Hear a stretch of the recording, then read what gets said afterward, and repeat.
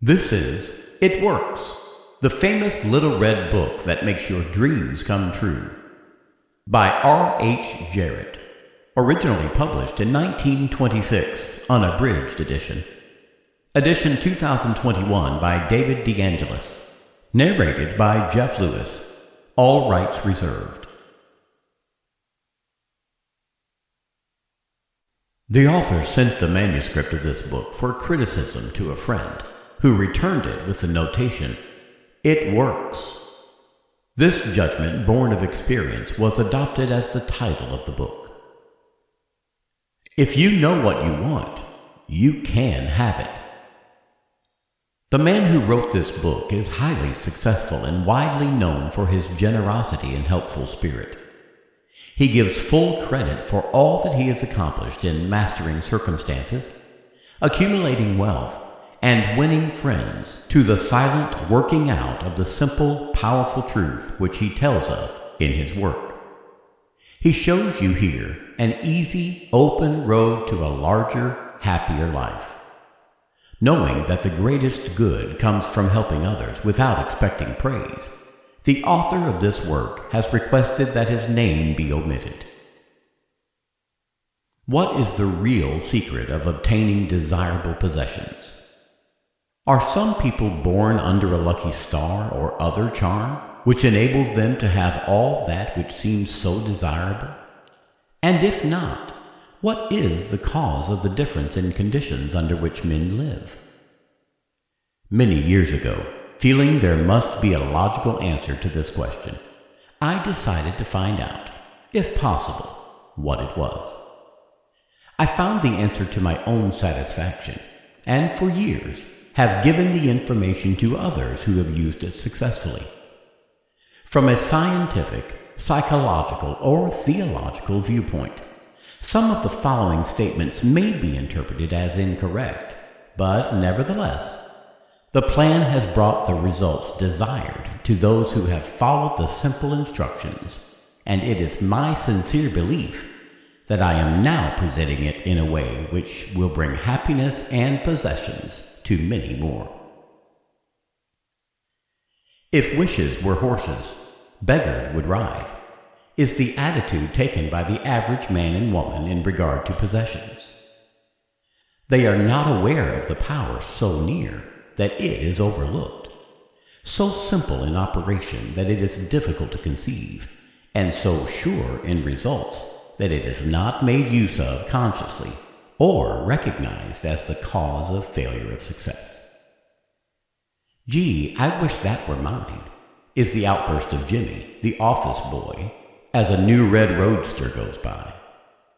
And Florence, the telephone operator, expresses the same thought regarding a ring in the jeweler's window, while poor old Jones, the bookkeeper, during the Sunday stroll, replies to his wife, "Yes, dear, it would be nice to have a home like that, but it is out of the question.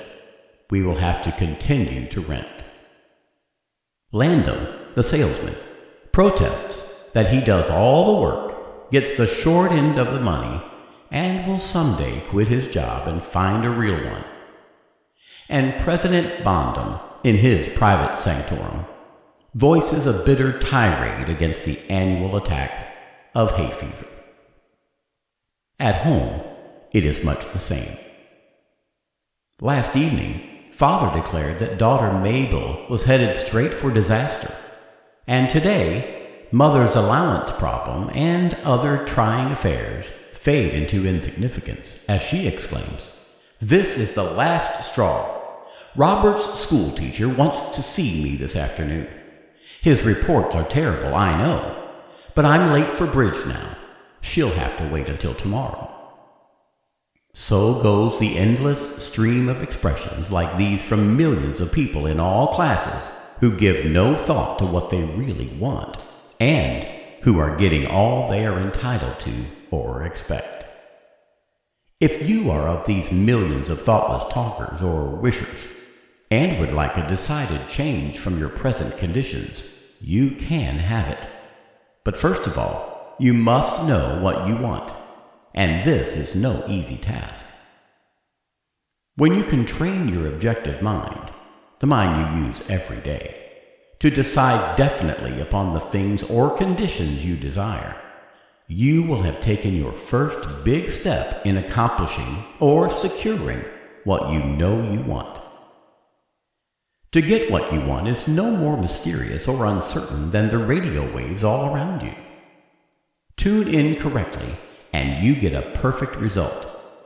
But to do this, it is, of course, necessary to know something of your equipment and have a plan of operation.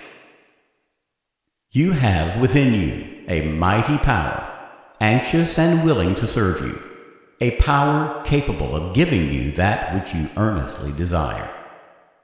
This power is described by Thomas J. Hudson, author of The Law of Psychic Phenomena, as your subjective mind. Other learned writers use different names and terms, but all agree that it is omnipotent. Therefore, I call this power Emmanuel, God in us. Regardless of the name of the great power or the conscious admission of a God, the power is capable and willing to carry to a complete and perfect conclusion very earnest desires of your objective mind. But you must be really in earnest about what you want. Occasional wishing or half-hearted wanting does not form a perfect connection or communication with your omnipotent power. You must be in earnest, sincerely and truthfully desiring certain conditions or things, mental, physical, or spiritual. Your objective mind and will are so vacillating that you usually only wish for things, and the wonderful, capable power within you does not function. Most wishes are simply vocal expressions. Jimmy, the office boy, gave no thought of possessing the red roadster. Landon, the salesman, was not thinking of any other job, or even thinking at all. President Bondum knew he had hay fever and was expecting it. Father's business was quite successful, and Mother, no doubt, brought home first prize from the bridge party that day. But they had no fixed idea of what they really wanted their children to accomplish, and were actually helping to bring about the unhappy conditions which existed. If you are in earnest about changing your present conditions, here is a concise, definite, restful plan with rules, explanations, and suggestions. The plan. Write down on paper, in order of their importance, the things and conditions you really want. Don't be afraid of wanting too much. Go to the limit in writing down your wants. Change the list daily, adding to or taking from it until you have it about right. Do not be discouraged on account of changes, as this is natural. There will always be changes and additions with accomplishments and increasing desires. 3 positive rules of accomplishment. 1. Read the list of what you want 3 times each day, morning, noon, and night. 2. Think of what you want as often as possible. 3. Do not talk to anyone about your plan, except to the great power within you which will unfold to your objective mind the method of accomplishment. It is obvious that you cannot acquire faith at the start. Some of your desires, from all practical reasoning, may seem positively unattainable, but nevertheless, write them down on your list in their proper place of importance to you. There is no need to analyze how this power within you is going to accomplish your desires.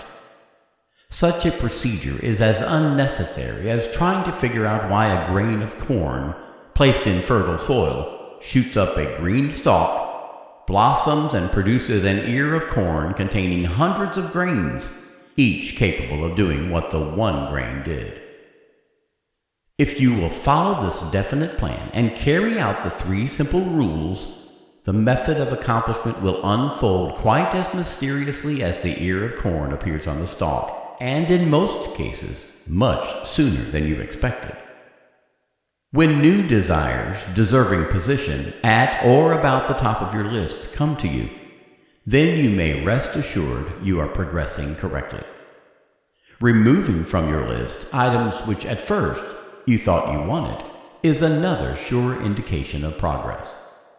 It is natural to be skeptical and have doubts, distrust, and questionings. But when those thoughts arise, get out your list, read it over, or if you have it memorized, talk to your inner self about your desires until the doubts that interfere with your progress are gone. Remember, nothing can prevent your having that which you earnestly desire. Others have these things. Why not you? The omnipotent power within you does not enter into any controversial argument. It is waiting and willing to serve when you are ready. But your objective mind is so susceptible to suggestion that it is almost impossible to make any satisfactory progress when surrounded by skeptics. Therefore, choose your friends carefully and associate with people who now have some of the things you really want, but do not discuss your method of accomplishment with them. Put down on your list of wants and such material things as money, home, automobile, or whatever it may be, but do not stop there. Be more definite. If you want an automobile, decide what kind, style, price, color, and all the other details, including when you want it. If you want a home, plan the structure, grounds and furnishings. Decide on a location and cost. If you want money, write down the amount. If you want to break a record in your business, put it down. It may be a sales record. If so, write out the total, the date required, then the number of items you must sell to make it. Also list your prospects and put after each name the sum expected. This may seem very foolish at first, but you can never realize your desires if you do not know positively and in detail what you want and why and when you want it. If you cannot decide this, you are not in earnest. You must be definite, and when you are, results will be surprising and almost unbelievable. A natural and ancient enemy will no doubt appear when you get your first taste of accomplishment. This enemy is discredit, in form of such thoughts as, "It can't be possible. It just happened to be. What a remarkable coincidence." When such thoughts occur, give thanks and assert credit to your omnipotent power for the accomplishment.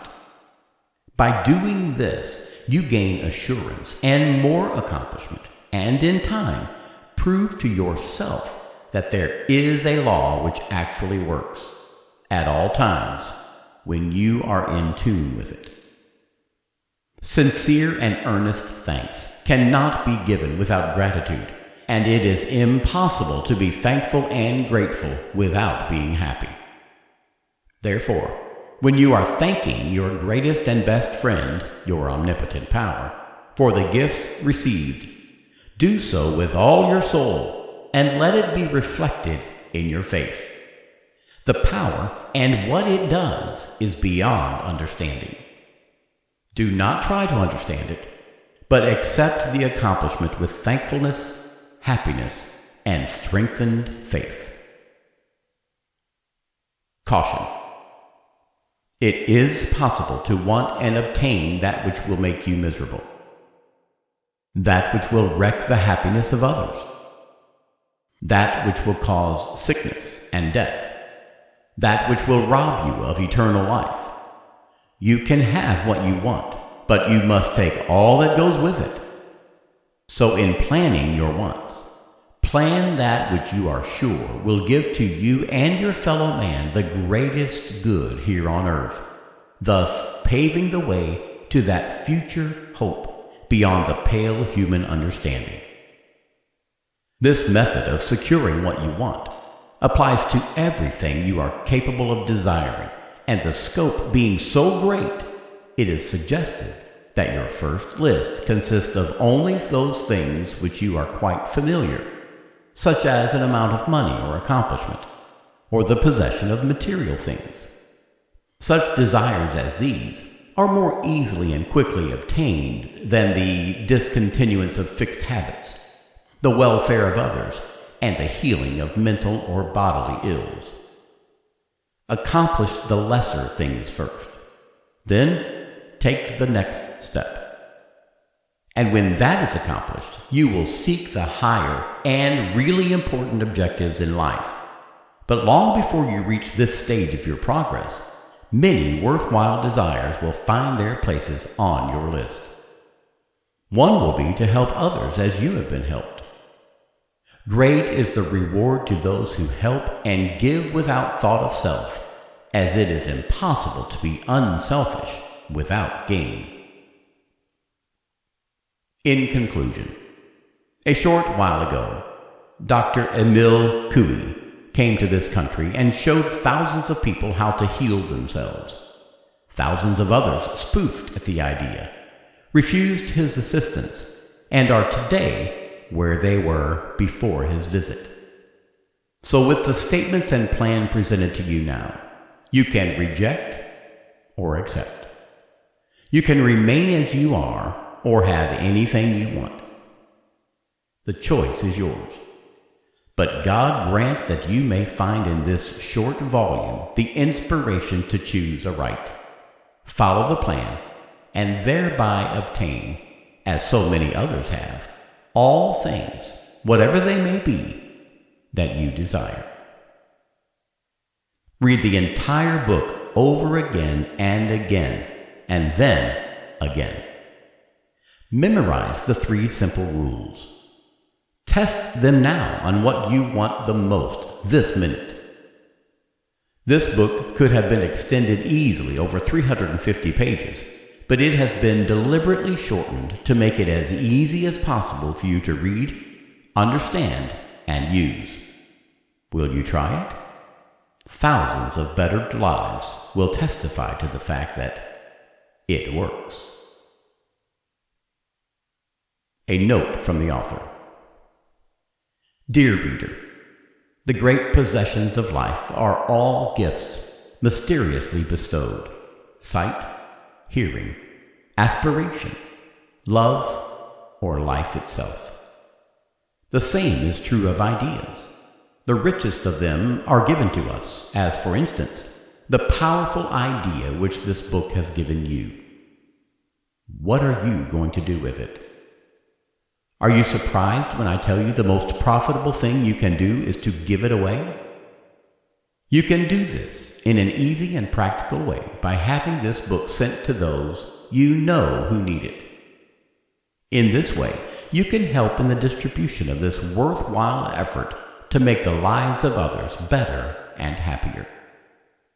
You know people who are standing still or who are worried and discouraged. This is your chance to help them help themselves. If you withhold this book from them, you will lose this conscious satisfaction that comes with doing good. If you see that they get this book, then you put yourself in line with the law of life, which says you get by giving, and you may rightly expect prosperity and achievement. At the very least, you will have inner sense of having done a good deed, with no hope of being openly thanked, and your reward will come secretly in added power and larger life. The author.